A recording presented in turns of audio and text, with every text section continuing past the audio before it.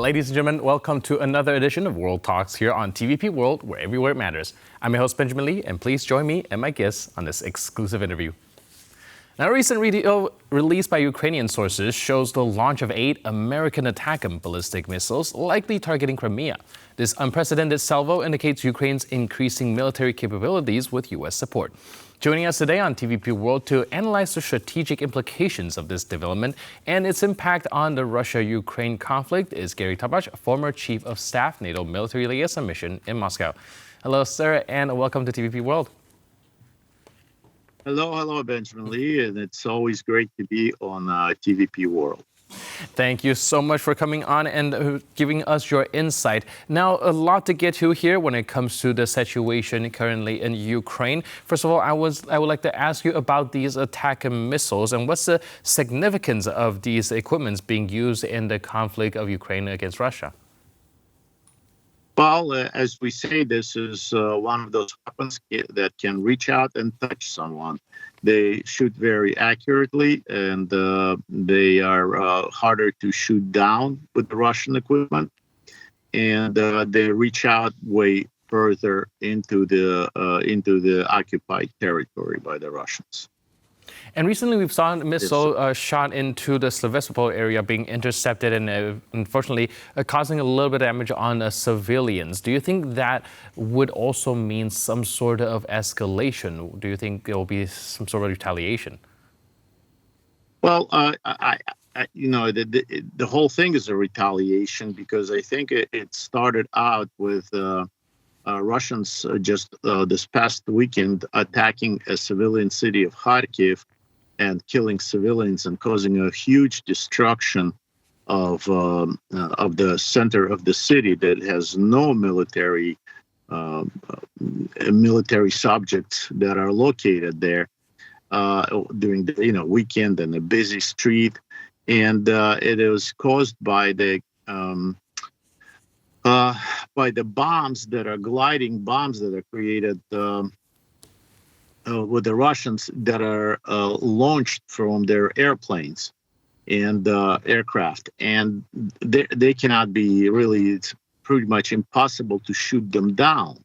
So the only way you can destroy them is to shoot down the aircraft that launches them, and Ukrainians do not have that capability. The only ones that can do that are F-16s, which they do not have at this point as part of the air defense. So the Russians are using that, but it is an awful weapon, particularly to use it in the civilian population. So the only way they can defend themselves is to destroy Russian airfields where those aircraft are housed.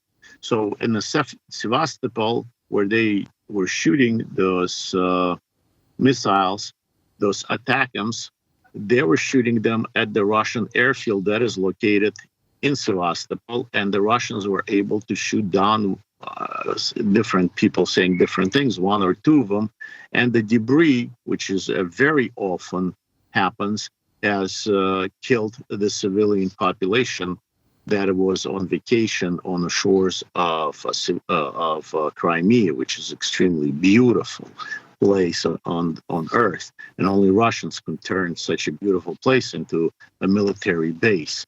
So, in short, the civilians should not be there because it is a war zone, and in the war zone, you get killed. There's a tendency of getting killed. The only thing is, as we say, that the missiles that are being launched by the Hamas or Hezbollah into Israel and the ones that explode over their head or the Israelis shoot down and the civilians suffer from it, that is responsibility, that is a fault of the terrorists who shoot them.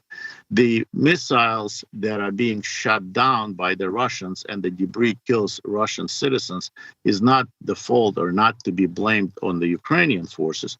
It is to be blamed on the Russians. So if the Russians would not attack Ukraine, there would be no civilian casualties in Poland. There would be no civilian casualties in Russia or Ukraine. If Hamas or Hezbollah or other terrorist organizations, Iran, would not attack Israel, there would be no civilian casualties. So they should not be blamed on the part that is defending themselves. All right, going to that glide bomb you just mentioned earlier, that has been causing a lot of civilian infrastructure destruction and deaths. I'm getting some mixed messages when it comes to the Russian use of these equipment. So if you can help us clarify a little bit, because some are saying that these are being used as a strategic decision. As you mentioned, they are harder to shoot down for the lack of these rocket propellers. And some people are actually also saying that it's a more rudimentary tool being utilized because Russians are running low on ammunition. What's your take on it, and which information would you lean towards? Well, they always say that the Russians are running low on ammunition, but it doesn't appear to be. As a matter of fact, today in Kiev, again, I heard the supersonic missiles being flying over Kiev. They kept saying it from the beginning of the war that they're running out of missiles. They're running out of missiles. So the Soviets used to have this huge stock of FOBs, what's called FOBs. It's 2.5. Now there are 2.5 ton, 3.5 ton bombs that are, like we see in the movies, World War II, that you're just dropping them over some city. They're not precise, but they have a huge destruction, kinetic power blast. And now Russians, they say there's a 3,000 ton. They have, and maybe even a 5,000 ton FOBs. But what they do, they do a very simple thing to it. They attach those little wings to it, and they become COBs. They become gliding bombs. So the aircraft kind of picks up the speed, goes up, makes that Cobra maneuver, and releases those bombs. So they start flying forward, even though those aircraft on the side of the occupied territory, or in the case of Kharkiv, on the side of Russian territory, not flying over onto the Ukrainian territory, yet those bombs can glide and very imprecisely hit part of the Ukrainian infrastructure, or civilian sites, or a military site. But their destruction power is just huge.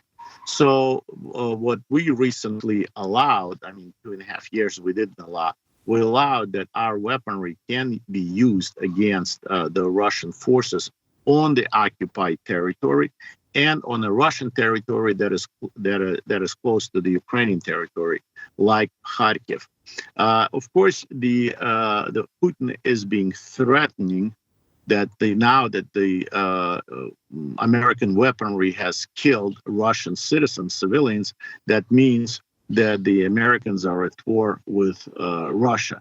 And they summoned our ambassador in Moscow to the Ministry of Foreign Affairs in Moscow, which is, of course, ridiculous, because if you're going to blame the country's weapons and saying that if those weapons are used in the war, then you're at war with us, then Russia is at war with most of Africa and Middle East, because they've been supplying their weapons indiscriminately to many countries that are used to kill civilians on purpose.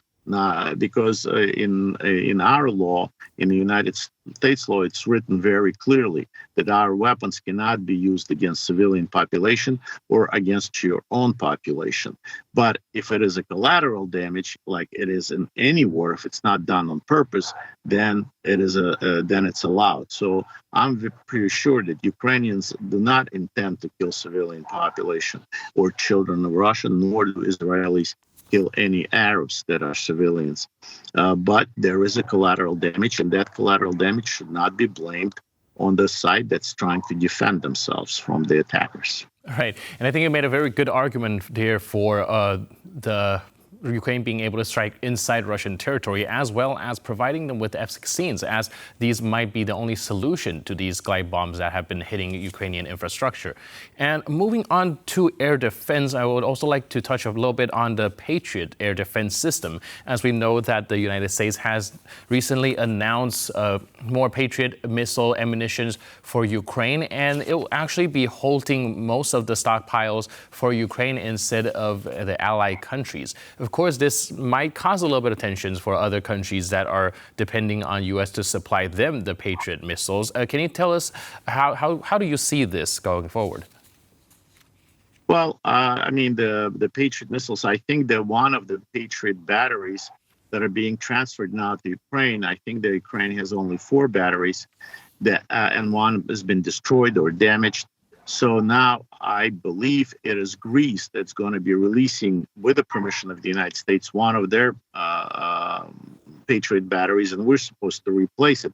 I don't understand why we have such a complicated system where a third country gives their weapon systems, and then we, the United States, replace the same system to that third country instead of giving it directly to Ukraine. I mean, that I guess it's some kind of a political game, as all of them are very stupid and non-productive. But nevertheless, this is the way it is.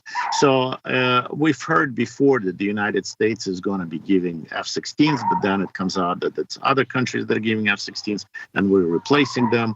Then the same thing with tanks, that Poland was going to give tanks and we're going to replace them. But at the end, it doesn't happen. So at this point, there are no F-16s, and the Ukrainians are suffering a great deal.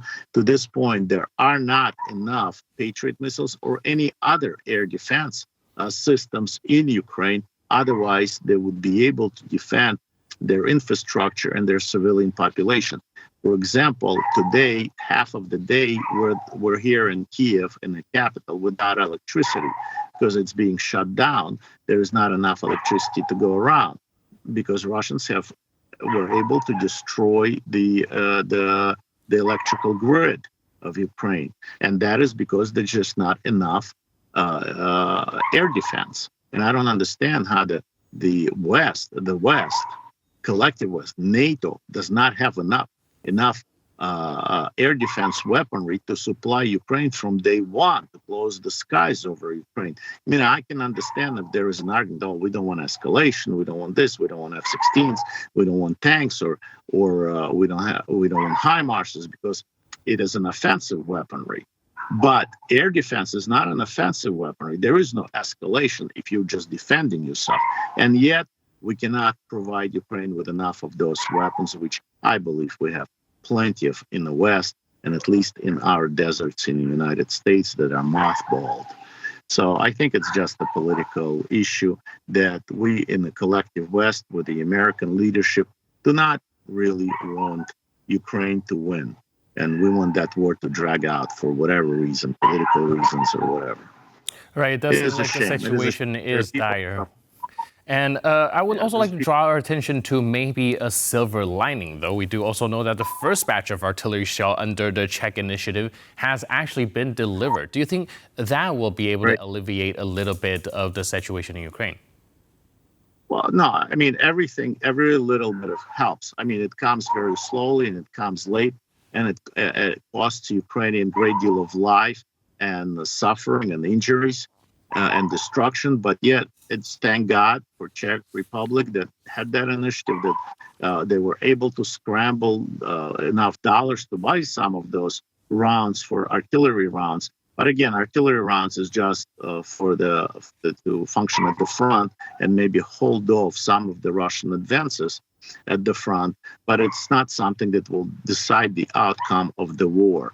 The outcome of the war has to be collective. And again, I have really difficult time understanding why collective West, richest countries in the world, with the most sophisticated weaponry and armies, cannot protect Ukraine. And this has been dragging on for almost going to be 3 years. And so it is our responsibility to do so, and it helps. It helps. Every little bit of helps, and I think eventually. Just like in World War II, eventually we'll realize where the danger comes from, and we will, start advancing ourselves. We'll start moving towards the right side of history. All right. I think it's safe to say that everyone wants to see the war end. And meanwhile, thank you so much for all your input and insight and help us understand the situation in the front line. Really appreciate it. Thank you for being with us on TVP World.